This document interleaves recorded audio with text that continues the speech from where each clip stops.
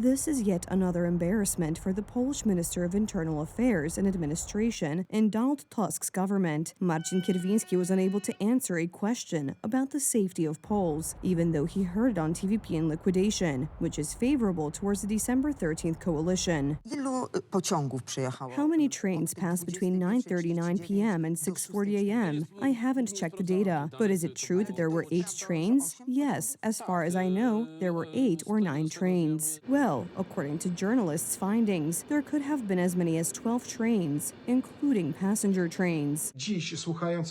Listening to the official statements of government ministers responsible for security today, we can say one thing. In fact, no one really knows what happened on the railway line from Warsaw to Lublin, and no one is saying out loud what could have happened. It was only a stroke of luck and the eagle-eyed vision of one of the train drivers that prevented a mass tragedy. If he hadn't noticed the gap in the tracks and warned the other train drivers, today we could be mourning hundreds of passengers, mainly our compatriots. If, as is likely, the Russian services are behind this, it marks a new, higher level of escalation in the conflict, in these acts of sabotage against Poland, because this time the actions were so organized that people could have been killed. Meanwhile, the perpetrators, associates of the Russian secret services using Ukrainian passports, calmly left for Belarus immediately after completing their task. 4 other people were also detained in connection with this case, but the prosecutor's office requested arrest only for one of them, and the court even rejected that one request. The Russians are testing us. It's obvious. How are we coping with crisis management, with information? Can we counteract disinformation? Can we apprehend such perpetrators? And these events really concern key elements of our lives and security. The government is not coping. Meanwhile, more strange things are happening in Poland. Someone planted so-called blank rifle cartridges on a section of railway tracks under renovation near Ostrów Wielkopolski. Yesterday, a fire broke out at a former refinery in Czechowice-Dziedzice. In Suwałki, a hand grenade was found in a roadside ditch on Raczkowska Street. In Katowice, at the beginning of October, someone uncoupled a coal wagon and left it on the tracks. This week, a Ukrainian railway wagon was also derailed on a strategic line leading to the Ukrainian border. Investigators do not rule out that these may also be acts of sabotage.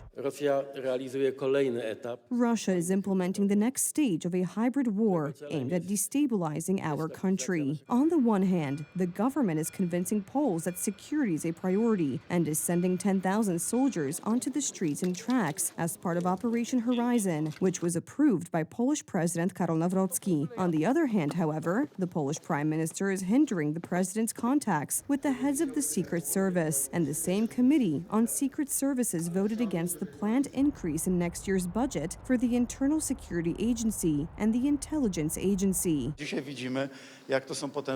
Today we can see how serious this neglect is. I can only say that I left a significantly increased budget for the Internal Security Agency and all intelligence and counterintelligence services, and I regret that they are being neglected by the current government. That's not all. The Służby w Akcji portal reports that there was even a shortage of ammunition for the territorials sent to patrol the tracks. We have received information that Territorial Defense Forces soldiers who were sent to patrol key sections of the railway infrastructure were equipped with long weapons, but without ammunition. When we asked the Territorial Defense Forces spokesperson about this, we were told that, at this stage, the soldiers were equipped with weapons but without ammunition, because these activities were part of preparations for the operational use of forces. The presence of soldiers on patrols with the Railway Security Service is primarily for training purposes. Well, congratulations. And the matter is really very, very serious. The European Union is already dealing with it. I start with the Monday's attack on Polish railway track, which highlights the unprecedented risk to European transport infrastructure.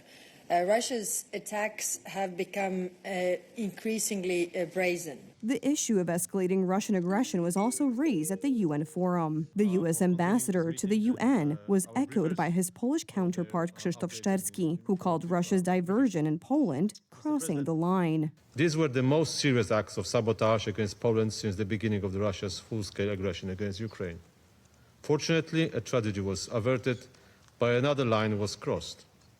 These actions are evidence of how Russia is spreading its aggression into other countries in the region. The trail leads to the main directorate of the General Staff of the Armed Forces of the Russian Federation, also known as the GRU. According to the findings of the Niezależna.pl portal, the sabotage network in Poland was allegedly led by Yuri Sizov. Since the beginning of 2024, he has commanded a similar network in Ukraine. His people attacked military facilities and strategic infrastructure. One of his agents in Ukraine was Yevgeny Ivanov, who was responsible for the explosion on a railway line in Poland. He was sentenced by a Ukrainian court to 15 years in prison for attempting a bomb attack on a drone factory in Lviv, commissioned by the Russian GRU. According to experts, the network certainly has its people in Poland as well. Z jednej strony mogą być to agenci. On the one hand, these may be proxy agents recruited by Russian intelligence through advertisements, which are usually paid for with cryptocurrency. But it is also possible that during this time, during the war, agents from the so-called N-line, that is, illegals, may be activated. During the war, this is not a slip of the tongue, it is a warning. A similar statement was just made by the commander-in-chief of the Swedish Armed Forces, General Michael Claesson. In an interview with Politico, he claims that in his opinion, a Russian attack on the North Atlantic Alliance is possible at any moment. I am convinced that the Russians are ready to test NATO's Article 5 in the Baltic states or elsewhere in Europe at any moment. General Wiesław Kukuła, chief of the General Staff of the Polish Army, also interprets the sabotage on the Polish railways as part of Russia's preparations for military action in Poland. Officers, politicians, and experts point to 2027 as the likely date of confrontation.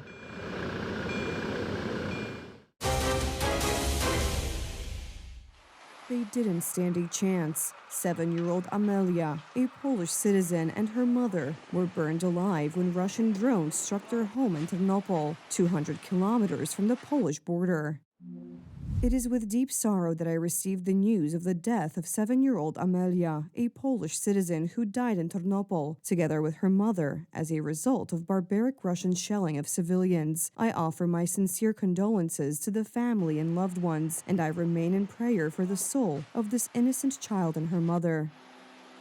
On that fateful Wednesday night, 32 people were killed and nearly 100 were injured. However, a bloodied and weakened Ukraine is not laying down its arms and is attacking the Russian invader. This is the case here in occupied Crimea, where Ukrainian intelligence carried out an attack on a Ka-27 helicopter and the local air defense systems. With his peace plan, U.S. President Donald Trump hopes to end the fighting, which has been going on for almost 45 months. The American website Axios presented its assumptions, and although no one has officially confirmed them, it has already sparked a lot of commentary. Ukraine could count on membership in the European Union. A special fund for the reconstruction of the country would be created, and the United States would offer unspecified security guarantees. However, the price for this would be limiting the size of the army to 600,000 soldiers, closing the door to NATO, and recognizing Crimea, the Luhansk and Donetsk regions, and parts of Kherson and Zaporizhia. In addition, Russia would return to the G8, and sanctions against the country would be gradually lifted. The coming days may decide the post-war order in Eastern Europe. Now it is about much more than the specific points of one document or another. We must ensure that nowhere in Europe or in the world does the principle prevail that crimes against people and humanity, against states and nations, can bring any reward or forgiveness. U.S. President Donald Trump is pressuring Kiev to quickly accept the peace plan, because without it, thousands of people will continue to die on the front lines. He'll have to like it, and if he doesn't like it, then, they should just keep fighting, I guess, Polish President Karol Nawrocki appeals in a social media post not to forget who is the victim and who is the perpetrator in this war.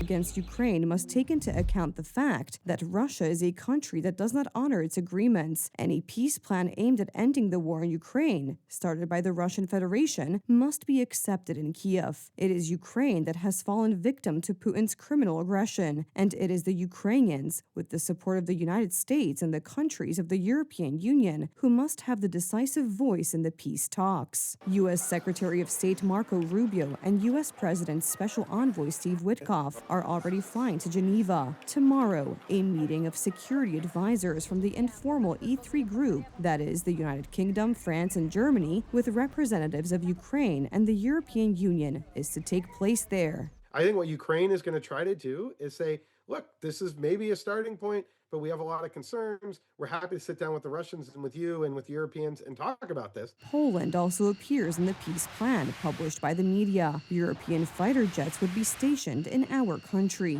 The president of Ukraine and the prime minister of Poland discussed scenarios for ending the war in a telephone conversation today.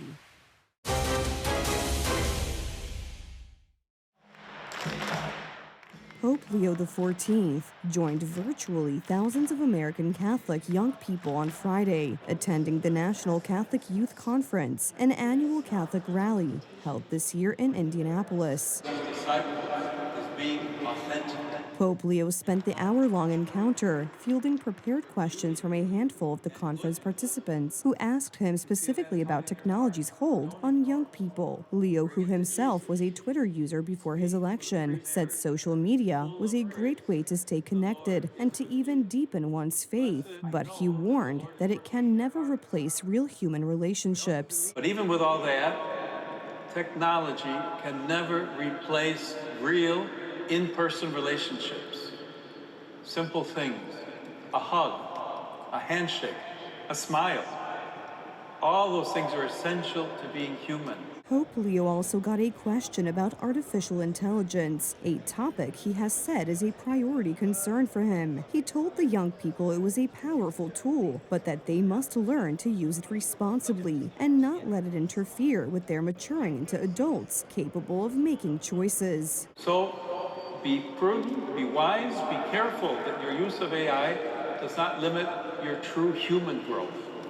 Use it in such a way that if it disappeared tomorrow, you would still know how to think, how to create, how to act on your own, how to form authentic friendships. The Pope's comments on AI resonated with attendees, including young people. I really like how he just said that at the end of the day, when we use AI and stuff, we should, if it disappeared, we should still be able to think by ourselves and we shouldn't be relying on it. The AI part, he really got me there because like a lot of people use it to cheat, and he really made it clear that it's how you use it and you decide how you want to use it, not AI decides you. As artificial intelligence continues to advance at impressive speed, reshaping industries from healthcare to entertainment, despite its capabilities, AI cannot replicate the depth, nuance, and emotional resonance of real human interaction.